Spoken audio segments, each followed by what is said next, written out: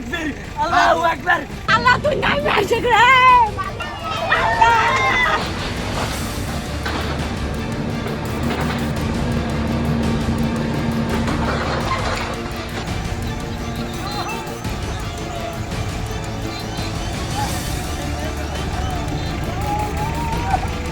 নারে তাকবীর আল্লাহু আকবার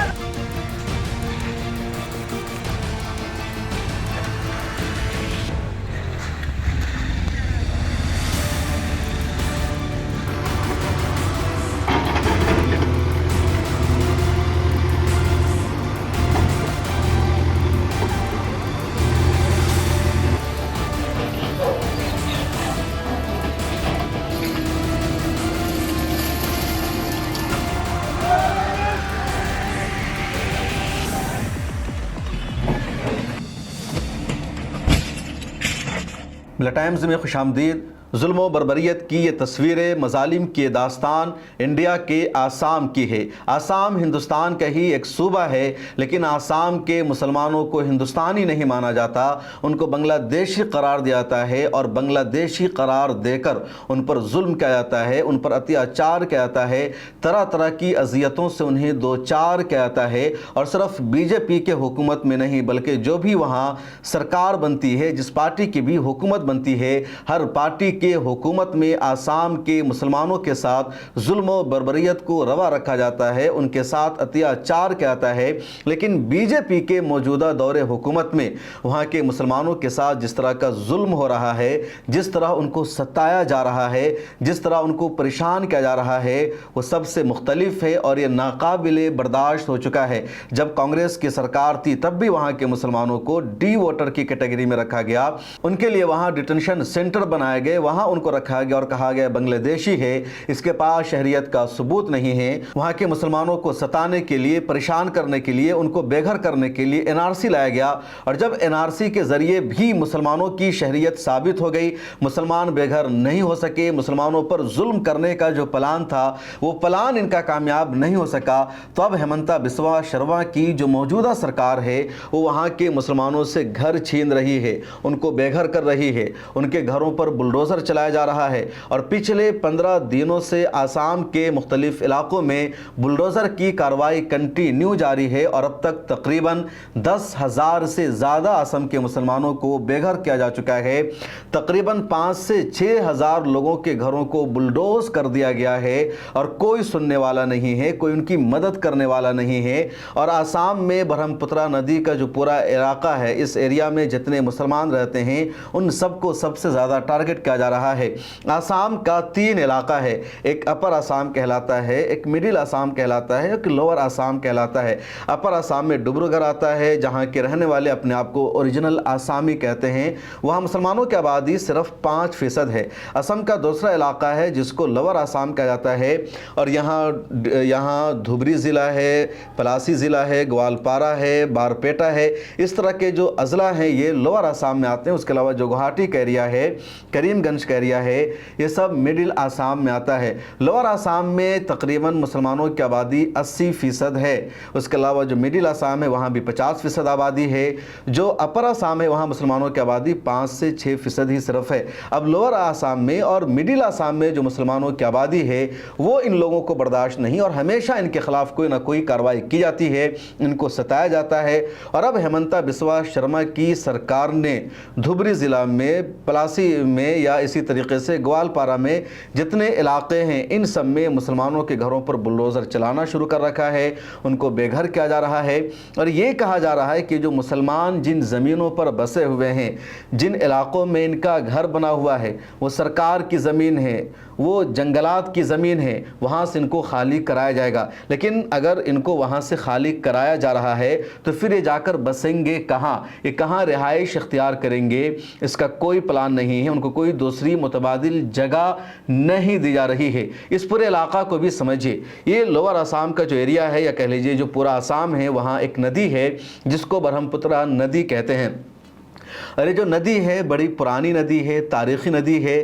چین سے اس ندی کا سلسلہ شروع ہوتا ہے اور بنگلہ دیش تک انڈیا ہوتے ہوئے یہ ندی جاتی ہے، اور اس ندی کے دونوں کنارے بڑی تعداد میں مسلمانوں کی آبادی موجود ہے۔ خاص طور پر برہم پترا ندی کا آسام میں جو ایریا ہے وہاں بہت زیادہ سیلاب آتا ہے اس ندی کی وجہ سے، وہاں کے لوگ بھی بہت زیادہ متاثر ہوتے ہیں، اور سیلاب سے بچنے کے لیے لوگ محفوظ علاقوں میں گھر بناتے ہیں تاکہ سیلاب سے ان کو نقصان بھی نہ پہنچے، اور ندی سے جو فائدہ اٹھانا ہے، مچھلی مارنا، ماہی گیری کرنا یا کھیتی باڑی کرنا، وہ فائدہ بھی اٹھاتے رہے، ندی کے پانی کا استعمال کر سکے۔ یہی وجہ ہے کہ آسام میں کچھ علاقے ایسے ہیں جہاں کے لوگوں نے ابھی تک گاڑیوں کو نہیں دیکھا تھا، کار کو نہیں دیکھا تھا، کیونکہ برہم پترا ندی میں چاروں طرف سے وہ گھرا ہوا تھا، ان کے لیے باہر نکلنے کا کوئی راستہ نہیں تھا، کوئی اوور برج نہیں تھا، کوئی پل نہیں تھا۔ مولانا بدر الدین اجمل جب دھبری کے سانسد تھے تو ان کی کوششوں کی وجہ سے، ان کی جد و جہد کی وجہ سے ایک برج وہاں پاس ہو سکا، جس کا نرمان جاری ہے، اور ممکن ہے کچھ سالوں میں وہ برج باضابطہ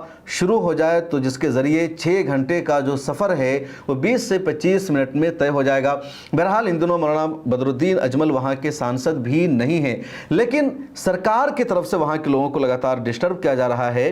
اب دھبری ضلع میں تقریباً 1500 لوگوں کا گھر توڑ دیا گیا ہے، ان کو بے گھر کر دیا گیا۔ scroll.com کی ایک رپورٹ ہے جس کے مطابق 1400 لوگوں کے مکان پر سرکار نے بلڈوزر چلا دیا ہے، اور 5000 سے زیادہ لوگ صرف اس ضلع میں یعنی دھبری کے علاقے میں متاثر ہو گئے ہیں۔ سرکار نے ان کو دوسری جگہ بسانے کا کوئی بھی آپشن نہیں دیا۔ سرکار کا یہ کہنا ہے کہ یہاں 300 بیگھہ سرکاری زمین ہے جس پر مسلمانوں نے گھر بنا رکھا تھا، قبضہ کر رکھا تھا، اس سے خالی کرایا جا رہا ہے، اور بجلی کی ایک کمپنی ہے اس کو یہ جگہ دی گئی ہے۔ اسی طرح گوالپارا میں بھی تقریباً 1500 ایکڑ زمین کو مسلمانوں سے خالی کرایا جا رہا ہے۔ سرکار کا دعویٰ یہ ہے کہ جو 1500 ایکڑ زمین ہے وہ سرکاری زمین ہے، یہاں پر آ کر مسلمان بس گئے ہیں، ان کو یہاں سے خالی کرایا جا رہا ہے۔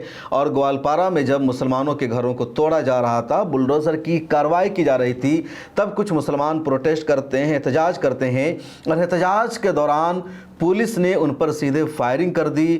قطب الدین کو وہیں پر مار دیا، شکیب الحسن شدید زخمی ہو جاتا ہے، اور خبر یہ آئی ہے کہ بعد میں اس کی بھی موت ہو جاتی ہے۔ دوسری طرف جو ہندو کمیونٹی کے لوگ ہیں وہاں یہ سب دیکھ کر جشن منا رہے ہیں کہ مسلمانوں کو بے گھر کیا جا رہا ہے، ان کو ستایا جا رہا ہے، ان کے گھروں کو بلڈوز کیا جا رہا ہے۔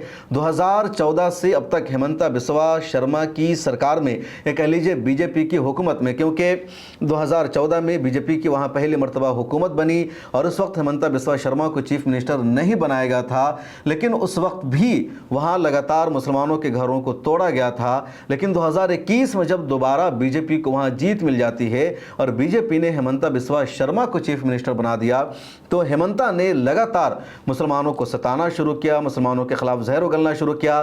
پہلے مدرسوں کے خلاف اس نے کارروائی کی، مدرسوں کو دہشت گردی کا اڈا قرار دیا۔ اس کے بعد اس نے مسلمانوں کے خلاف کئی طرح کا سخت قانون نافذ کیا، اور اب اس نے مسلمانوں کے گھروں کو چن چن کر توڑنا شروع کر دیا ہے۔ جبکہ سچائی یہ ہے، حقیقت یہ ہے کہ آسام کے ان علاقوں میں، خواہ وہ دھبری ضلع ہو یا پلاسی کا علاقہ ہو یا گوالپارا کا علاقہ ہو یا بارپیٹا کا علاقہ ہو یا جو دوسرے علاقے ہیں چیرکوٹا یا چروا بکھرا، ان تمام علاقوں میں جو مسلمان بس رہے ہیں وہ 50-60 سالوں سے رہ رہے ہیں، یہاں وہ برسوں سے آباد ہے، اپنی زمین خرید کر کے انہوں نے گھر بنا رکھا ہے، وہ کھیتی کر رہے ہیں، اور اگر وہ اس دیش کے شہری ہے تو ان زمینوں پر ان کا بھی حق ہے، ان کا ہی حق ہے، لیکن سرکار ان سے ان زمینوں کو خالی کرا رہی ہے۔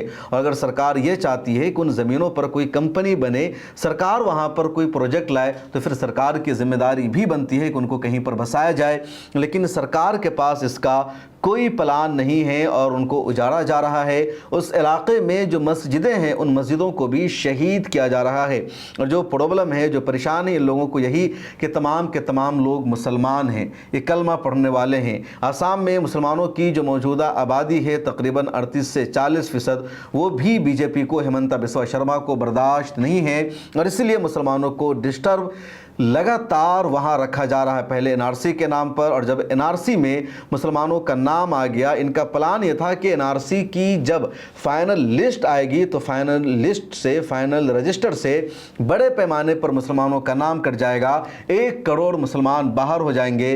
लेकिन फाइनल लिस्ट में सिर्फ 19 लाख लोगों का नाम नहीं आ सका, और 19 लाख लोगों में सिर्फ 4 से 5 लाख मुसलमान, दूसरे नन मुस्लिम। तो इनकी नींद उड़ गई, इनका मंसूबा खाक में मिल गया, और अब इनके घरों को तोड़कर, इन पर बुलडोज़र चलाकर, इनको परेशान करके, इनसे वोटिंग राइट छीन करके इनको हेमंता बिस्वा शर्मा की सरकार परेशान कर रही है। कहा यह जा रहा है कि बंगला बोलते हैं इस वजह से बांग्लादेशी है। बंगाली बोलने वालों से सरकार को अगर दिक्कत है, बंगाली भाषा बोलना अगर बांग्लादेशी होने की दलील है, तो फिर सरकार को वाज़ेह लफ्ज़ों में बताना चाहिए कि बंगाल की ज़ुबान क्या है। वेस्ट बंगाल इंडिया का स्टेट या बांग्लादेश का स्टेट है, वेस्ट बंगाल की ऑफिशियल लैंग्वेज क्या है, वेस्ट बंगाल के लोग बंगला जुबान ही बोलेंगे, बंगाली ही बोलेंगे, बंगाल के लोगों का जो कल्चर है वो बंगला ही रहेगा। फिर अपने ही देश के शहरियों पर, अपने ही देश की भाषा बोलने वालों पर बांग्लादेशी होने का आरोप लगाना, उनको बांग्लादेशी जुबान बोलने वाला करार देना, क्या देश के साथ गद्दारी नहीं है? क्या अपने ही लोगों को गैर मुल्की करार देने वाला ये अमल नहीं है? और क्या ये अमल काबिले माफ़ी है? सरकार को खुद इस पर गौर करना चाहिए, सोचना चाहिए। वेस्ट बंगाल में भी तकरीबन 30% मुसलमानों की आबादी है, आसाम में तकरीबन 35 से 38% मुसलमानों की आबादी है, और आसाम में जो सबसे ज़्यादा आबादी जिस भाषा को बोलती है वो बंगला भाषा ही है। यानी वेस्ट बंगाल के भी तकरीबन ज़्यादातर लोग बंगला ज़ुबान बोलते हैं, और आसाम की भी जो मेजॉरिटी है, जो अक्सरियत है, वो बंगला ज़ुबान ही बोलती है, आसामी ज़ुबान नहीं बोलती। आसाम, बंगाल और बांग्लादेश तीनों का कल्चर एक है। ये अलग बात है कि बंगला तहजीब, ज़ुबान, कल्चर इन दिनों 3 हिस्सों में तकसीम है। एक तरफ पूरा मुल्क बांग्लादेश है, दूसरी तरफ 2 स्टेट है, एक वेस्ट बंगाल और दूसरी तरफ आसाम। अब आसाम और बंगाल में हो यह रहा है कि यहाँ के जो मुसलमान हैं उनको बांग्लादेशी करार दिया जा रहा है, और जो हिंदू है और बंगाली भाषा बोल रहा है तो कहा जाता है कि हिंदू है लेकिन इंडियन है क्योंकि बंगाली है। बंगला लैंग्वेज, बंगला ज़ुबान इंडिया की बड़ी ज़ुबानों में से एक है। जो ज़ुबान इंडिया में सबसे ज़्यादा बोली जाती है उसमें से एक बंगला है, यानी हिंदी, उर्दू, इंग्लिश के बाद बंगला ज़ुबान का अपना दबदबा है, असर रसूख है, और उस ज़ुबान के मानने वालों को बांग्लादेशी बताया जा रहा है। सिर्फ आसाम में नहीं हो रहा है या वेस्ट बंगाल में नहीं हो रहा है, बल्कि देश के मुख्तलिफ इलाकों में भी पुलिस यही कर रही है, सरकार यही कर रही है। दिल्ली में भी बहुत सारे लोगों को अरेस्ट किया गया, गिरफ्तार किया गया और कहा गया कि ये बांग्लादेशी हैं, बंगाली ज़ुबान बोल रहे हैं। लेकिन जब उन्होंने पूरा डॉक्यूमेंट्स दिया, सबूत दिया, अलमिया तो ये है कि बिहार के, यूपी के भी कई शहरियों को बांग्लादेशी करार दिया गया था। बाद में सरकार को अपना फैसला वापस लेना पड़ा, पुलिस को अपना डिसीजन वापस लेना पड़ा, क्योंकि उनके पास इंडियन होने के सभी सबूत मौजूद थे। अब आसाम में जिस तरह ये जुल्म हो रहा है, जिस तरह ज़्यादती हो रही है, वो बहुत ज़्यादा है, और मुझे लगता है कि देश की मिली तंजीमों को, मुसलमानों को, सिविल सोसाइटी को, ह्यूमन राइट्स ऑर्गेनाइजेशन को उनका साथ देने की ज़रूरत है ताकि इस जुल्म को रोका जा सके। इस वीडियो में इतना ही। आपसे गुजारिश है, मिले टाइम्स की सब्सक्रिप्शन ले लीजिए, डिस्क्रिप्शन में एक लिंक मौजूद है, उस पर क्लिक कीजिए, या यहाँ QR कोड दिख रहा है, इस पर क्लिक कीजिए।